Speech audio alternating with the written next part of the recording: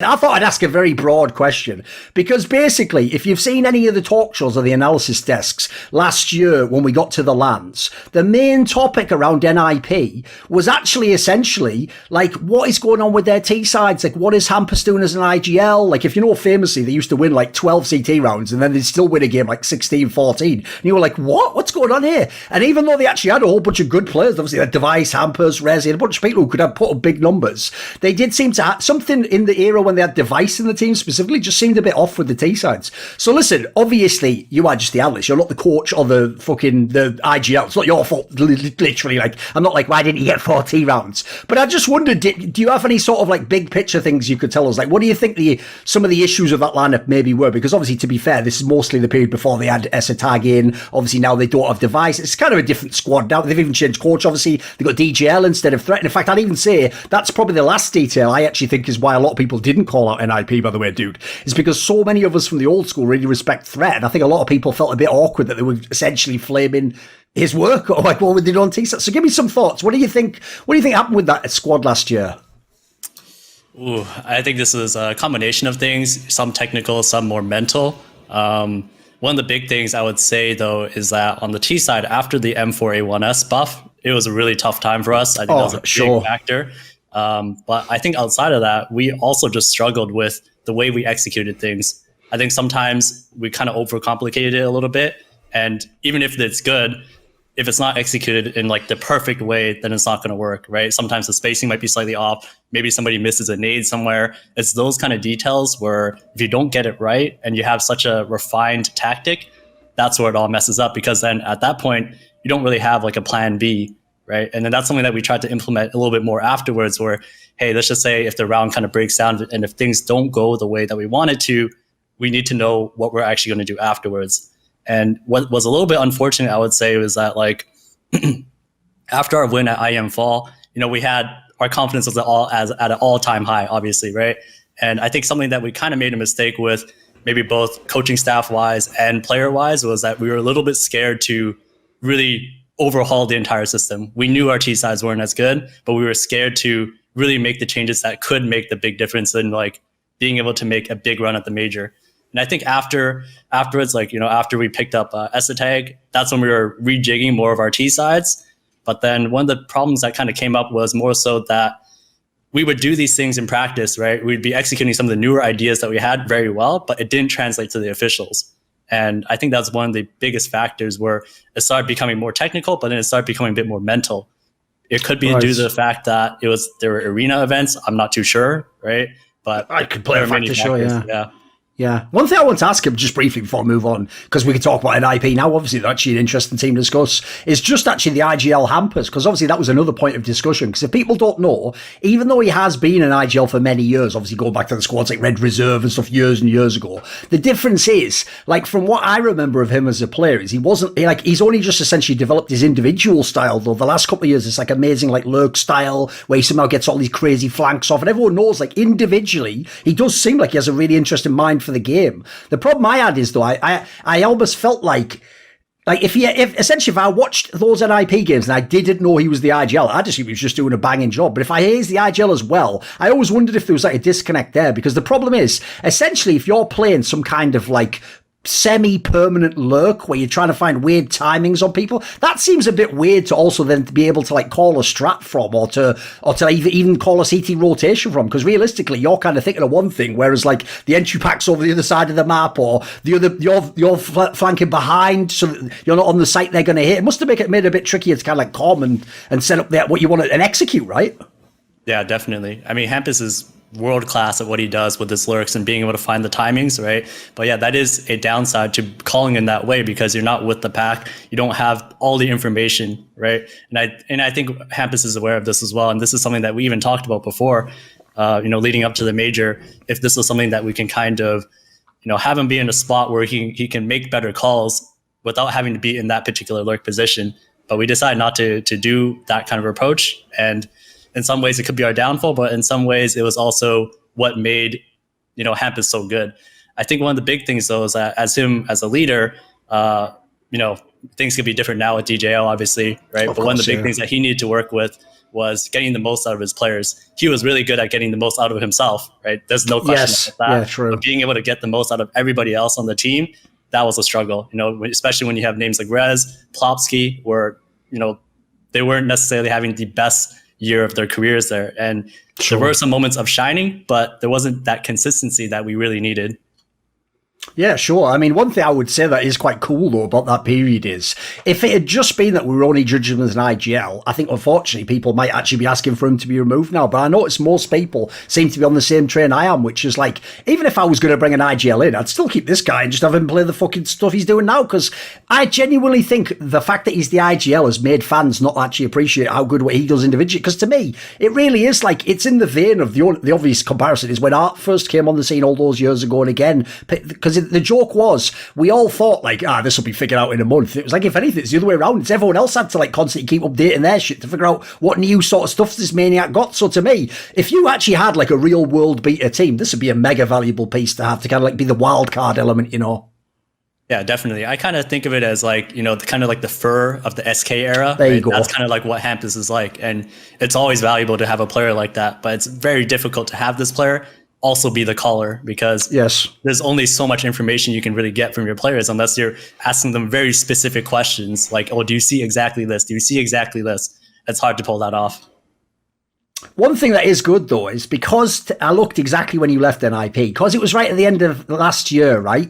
Technically, if I ask you now about what you think about the device situation, you can just speculate like a pleb, like anyone else would in the show, and it doesn't have to be any secret information. So I just wanted to know your thoughts on this topic, right? Obviously, it's a bit tricky to just totally have an opinions on, because since device left, citing like mental health issues and the fact that if people don't know, he actually left during an active tournament. He left when they got to the semi-final of IEM Winter, where like actually maybe he could have won that tournament. So that suggested to me it was, at least at that time, fairly serious, and he obviously literally didn't want to play. People don't know he hasn't played since. He didn't play the World Finals of Blast. Obviously he hasn't played any of the tournaments since. But the crazy thing is, we haven't really even heard anything either. It's been months and months now. Like, the story, as far as we know, stays the same. And then he also did throw an interesting wrinkle in, which is, we all began to speculate. Like, obviously, everyone kept saying, like, either he is going to Australia, or people just like, wouldn't it be an obvious move because they had the whole Lockie situation? But then he himself came out and did that tweet where he sort of like tried to like put the kibosh on that and be like, please respect my time off or whatever. Whatever he did. So it worked in the short term. But the problem with this is, it's too many months now, device. Now we have to fucking open the Pandora's box and start figuring out what's going on.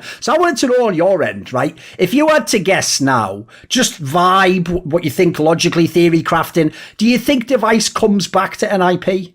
Do you think he's an NiP player again one day? What would you pick? I do think he'll come back eventually, right? In terms of how long he's actually going to stay, I'm not too sure. Right. But I can confirm that like around the time when he did take that break, leading up to those tournaments, he was in rough shape, right? And I don't just mean playing wise, I also mean more mentally, right? He was in a rough spot. Right. It's not in my place to actually talk about it. Sure. But I can confirm that he was in a rough spot mentally, and I hope for the best for him to actually be able to get back on the server and start playing, because if he can get back to that form and get into the right mental space, he can be a very good piece for NiP. Oh, absolutely. Because the interesting part to me is this, because there was all that story out there, right? And it seemed to be coming from not just like random people on like HLTV forums. Like, I actually was hearing people in the industry also sort of like either just outright speculate or just suggest like, I think maybe he's going back or whatever. So, right, it putting it in people's minds, at least it's a possibility maybe he goes elsewhere. I don't know where. I personally don't know that it would be to Astralis. I think that's the angle that I found a bit less interested about that. Obviously, there's other squads would obviously want to top AWPer, and he's one of the most decorated players of all time. But here's what I want to ask is this. To me, because I was wondering, maybe he chooses not to return, or maybe part of when he's better, he just decides, right, the project didn't work, I'm just going to go back, you guys can go Swedish again or whatever if you want to do that approach. The angle that made me look at that whole Brawlan move totally differently though, dude, because there's two ways you can look at that I think are the obvious two ways. I might be wrong completely, of course, pure speculation. There's two ways. One could be That's how you get Device back. You go, oh, remember when you were playing great, Device, but like, you know, the other players were like good stylistically, but you didn't have enough firepower. So we got your Brolan. There you go. Because I tell you what, you can't complain if you wanted players and you're going to speak in Swedish. That is the best player available that's not in NiP. He's mega. So on the one hand, that would be a great way to bring him back and go, you know, let's reboot for next year. But the other angle, listen, I've been in the game a long time. I have to be cynical, mate. I have to cover my ass. The other angle is this. Tell you what, if I ever had to one day announce, yeah, you know that amazing Device signing? Yeah, I'm afraid he's going. It'd be brilliant if I could say it. But good news, we got Brolan though. That would be a great way also to sort of like do the old Indiana Jones, you know, like put the thing and put the thing. So what do you think there's any likelihood on either of those? Like I say, they're pure speculation. I'm not coming from any inside info there, of course. Yeah, I have no idea from my side, right? But I think it is very exciting if NiP can get Brolan, right? I think the number one question would be, who do you actually get for him, right? I think there's some speculation on who those players might be that they replace, right? But in either case, getting Brolan would be really, really good. And if there's a possibility where they can actually play together, then that's when I really think NiP can do some damage, right? Because I think part of it was that, you know, there wasn't that much firepower on the team, right? In terms of, you look at the roster last year, depending, like, we didn't have that many great pieces other than Device, right? He was the only top 20 player on the team, but we still got a good amount of results out of our team, right? So I think that being able to bring Brolan in to be able to do that, where he can be another top 20 player, and then hopefully Hampus continues on this trajectory where he's becoming a top 20 player as well. NiP can be a very dangerous team. And especially I also hear that DJL, their coach, I hear one of the biggest strengths for him is that he's able to discipline the team well. And that's something that was maybe not enforced as well last year, where if they can do that and have all these pieces, NiP, they can be a very strong team next year. But that's if all the pieces come together. Yeah, if people don't know, that would obviously, if you know the personality of Threat, I've known him many, many years, that would obviously be one of his few downsides as a coach, is he's just not a very strict guy, you know, he's not the guy who's going to come in and shout whatever, what do you all do? Like, he's more the guy who just politely asks you, like, could you please do this and this? Like, so, yeah, he's not a general, put it out with. So, I'd imagine this guy's a little bit rougher if you look at the fucking background he's from, some teams he's had to fucking coach. He hasn't been, excuse me, Rez, could you please, he hasn't been doing that, as he's just been fucking working with all the tier 3 guys, and so I would hope he's like that. Here's the thing as well, though, dude, if they can keep Device and get Brolan, I don't think fans have thought this through, because one of the problems when fans make teams is they just do it like HLTV forum style, where they just put 5 names together and you're like, dude, you are aware there's like roles in the game, like how am I going to have Cold Zero and Nico and like, I don't know, fucking Get Right in the same team? There's no space. That's like complexity last year, you dickhead. Like, there's no space, there's 3 people's roles are all one. But if you look at this, I don't think people get it. The 3 players you must keep is obviously Device, Hampus and Brolan, right? If you get those 2 and Brolan, I don't think people, there's no role overlap. There's no, you could literally have all 3 doing what they do best in the same team. That is the makings of like a top team. That's like a team that could go deep in a major. Absolutely. That's what I think as well. Right, what about this then? Because the other thing I want to ask about is, it must be wild for you as well, because I find this experience myself, but I want to know for someone inside the team. Right, on paper, you remember last year, there was tournaments where Device would post, like, you know, he'd be top 10 in the tournament in stats, but as you said, the firepower of the others sometimes missing. So if you told me he's going out, especially this is the AWP as well, and then I'm putting an academy player as the AWP replacement, right, the first thing I'd tell you, obviously after watching years of Counter-Strike, mate, is don't expect the results to be anywhere close. This is what I want to ask you, dude. I don't know how they're doing it, because all the games, I'm not even joking, I've almost never seen this team just get smashed and blown out since they've had the stand-ins. Like, it's almost inconceivable how well they play. So do you have some sense, like, what do they do you think differently without Device, or how do they make up for not having one of the world's best players? Yeah, I think one of the big things about NiP that people may not realize is that, you know, there's actually a good amount of structure in the way that we actually kind of approach things, right? Maybe not so much like, oh, you know, we're an easy team to read, but in the way that we kind of work together, right? So even though Device isn't there, right, even though he brings a lot of the frags, right, I do think in some way it actually opens up space for the other players to actually get more involved, right? So people like Rez, that's why you see he's starting to show up a little bit more. Same with Plopsky as well, right? Maybe because Device is gone, like it kind of opens up that space. But, you know, maybe another part of it that, you know, I don't want to speak for the players here, obviously. Another part of it could be that, you know, maybe psychologically there isn't that much pressure on the team now that Device isn't there, right? Everybody knows, like, okay, this is only a temporary team. We just got to make the most out of it, right? And like I mentioned before, last year, where towards the end of the year, it was a problem for us translating what we did in scrims to officials, right? And that's because there wasn't as much pressure in scrims, right? But then as soon as you get to those officials, especially when you play arena events, that's when the pressure's on and that's when things kind of melt down. So I wouldn't be surprised if NiP right now, they're kind of on that trajectory where it's kind of like, there isn't that much pressure. So, it's not really that big of a deal. And hence everybody can kind of get the best out of themselves currently.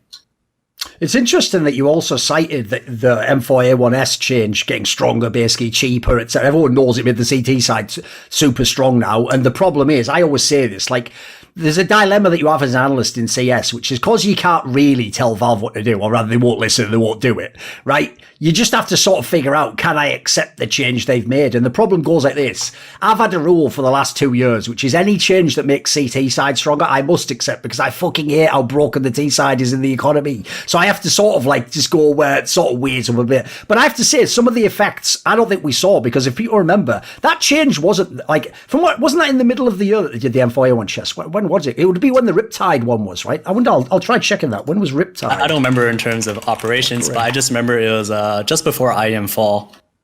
So that would have to have. Yeah, exactly. So it was right before the lands. Yes, perfect. Yeah, you're right. So yeah, exactly. And of course, yes, because before that tournament, everyone was crying that everyone's going to use all the utility. And basically, we all thought everyone would do that in Lacy B shot and does too. But locally, everyone's so lazy in CS, almost no one did anything. So it actually ended up working out for everyone, thankfully. But yeah, that's true. Right. So this is one thing I don't think people factored in, dude. Everyone focused so much on fucking Gambit because it was all about the land thing. Like, wow, they're on land now. Look, the crowd, which to be fair, does look like it has played a factor. But I wondered about that. No one thought that through. Like, the time when they were the most dominant team online was before we had this CT change. Now remember, they were already arguably the best CT team, so I thought it helped them that much to get like a better CT weapon. But I did think to myself, if you're a rookie team and you're going online in front of a crowd, all these like extra factors you have to factor in, if it's also essentially just harder to get a T side round, to get in the site, to plant, to get the opening kill, that's going to make it even trickier in that regard. I don't think people factored that in, I do think that affected like the balance of power in the world, sort of, Yeah, it definitely did. I mean, just with the price being lower, right? Because with the price being lower, it also means more nades for the CTs, right? There you go, also yeah. means different ways to defend. And as well, something that's a little bit more understated is that you can spam through smokes. And there's always a split second where as you're coming in as a T towards the site, there's a split second where if you have the silencer, you don't quite know where that shot is coming from, right? So all those factors kind of, made a difference. I think over time now, though, teams have started to adjust and become a little bit better for it. But then, just that, short month or month and a half or whatever, that's when teams weren't quite as accustomed to, oh man, we got to deal with all this stuff. And also having to think about the nade dropping thing too, right? True. Although it didn't impact the game in the same way that people thought it would when it first came out, there's still like things that kind of make it easier for the CTs to kind of shuffle nades and be able to use more powerful setups. Like, for example, like on Inferno towards B, you can drop your nades and then have you boost up and then have the other guy play somewhere with nades, right? That's something that wasn't quite possible without the update. Yeah, true. Do you think there's any other teams that like either benefited or were nerfed a bit from some of the changes? Is there anyone you'd pick out that you think it helped or hurt? Not exactly. I kind of think that it kind of affected everybody in the same way. For us though, like just because I was in the team, right? I felt like it affected us quite hard. Right? Maybe not so much the actual nerf itself, but more so how the game was played and how we started perceiving it, right? Because, in some ways, I think part of the problem that we also had was maybe in some ways we were kind of blaming the update a little bit too much for our T sides when really we needed to get over it and basically find an actual way to be better at it, right? And not just be like, okay, we only need 5 T side rounds, right? And then just hope our CT side carries us. We actually need to find better and more real, tangible solutions. Want to see more cool, funny, interesting clips based on topics from my content? Well, subscribe to this channel then, or, be a pleb and don't.